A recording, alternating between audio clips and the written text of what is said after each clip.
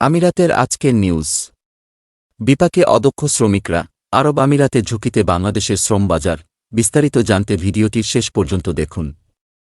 আরব আমিরাতে বাংলাদেশিদের জন্য অদক্ষ শ্রমিক নিয়োগ ভিসা প্রায় বন্ধ, শুধুমাত্র দুবাইয়ে দক্ষ শ্রমিক বা বিশেষ কিছু ক্যাটাগরির যেমন ডাক্তার, প্রকৌশলী, হিসাবরক্ষক, ব্যবসায়িক পার্টনার, ব্যবস্থাপক ও ৫-১০ বছর মেয়াদী গোল্ডেন ভিসা চালু রয়েছে বাংলাদেশিদের জন্য।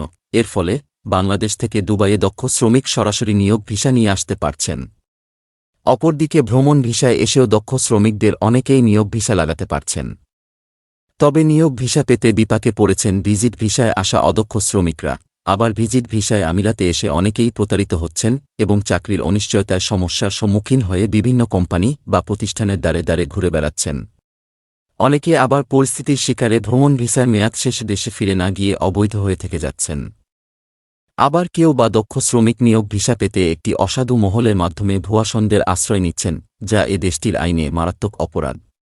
পরিণামে ঝুঁকির মুখে পড়ার আশঙ্কা বাংলাদেশের শ্রমবাজার।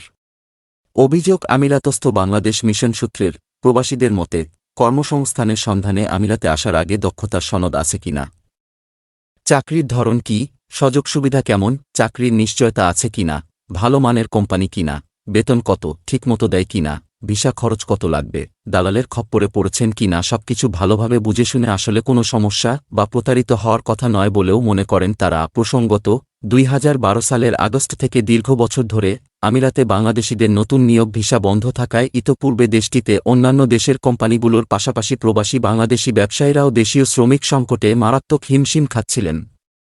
এরপর আমিরাত সরকার দেশটিতে ভিজিট ভিসায় আসা বাংলাদেশিদের ভিজিট ভিসার স্ট্যাটাস পরিবর্তন করে নিয়োগ ভিসা লাগানোর সুযোগ দেয়। বাংলাদেশ থেকে আমিরাতে ভিজিট ভিসায় আসা লাখ লাখ লোকের যেমনিভাবে কর্মসংস্থান হয়েছে, তেমনিভাবে প্রবাসী বাংলাদেশি ব্যবসায়ীদের দেশীয় শ্রমিক সংকটও অনেকটা নিরসন হয়েছে। তবে চাহিদার তুলনায় আমিরাতে পর্যাপ্ত লোক আসায় এবং আগের মতো শ্রমিক চাহিদাও তেমন একটা না থাকার পাশাপাশি দেশটিতে অদক্ষ শ্রমিকের প্রয়োজনীয়তা না থাকায় বিপাকে পড়েছেন ভিজিট ভিসায় এসে চাকরি না পাওয়া অদক্ষ লোকজন। এদিকে আরব আমিরাতে নিযুক্ত বাংলাদেশের রাষ্ট্রদূত মোহাম্মদ আবু জাফর ও দুবাই বাংলাদেশ কনস্যুলেটের consul general BM Jamal Hossain দুবাইয়ে দক্ষ শ্রমিকের সুযোগ কাজে লাগানোর তাগিদ দিয়ে গণমাধ্যমকে বলেছেন, আমিরাত সরকার দক্ষ শ্রমিকের দিকে নজর দিচ্ছে, অদক্ষ শ্রমিকের ভিসা দেওয়ার বিষয়ে নিরুৎসাহিত করছেন। তবে দক্ষ শ্রমিক ভিসা পেতে অসাধু মহলের পাল্লায় পড়ে ভুয়াসনদের আশ্রয় না নেয়ার এবং দেশটির আইনকানুনের প্রতি শ্রদ্ধা রেখে নিজ দেশের ভাবমর্যাদা উজ্জ্বলে কাজ করার আহ্বান জানান।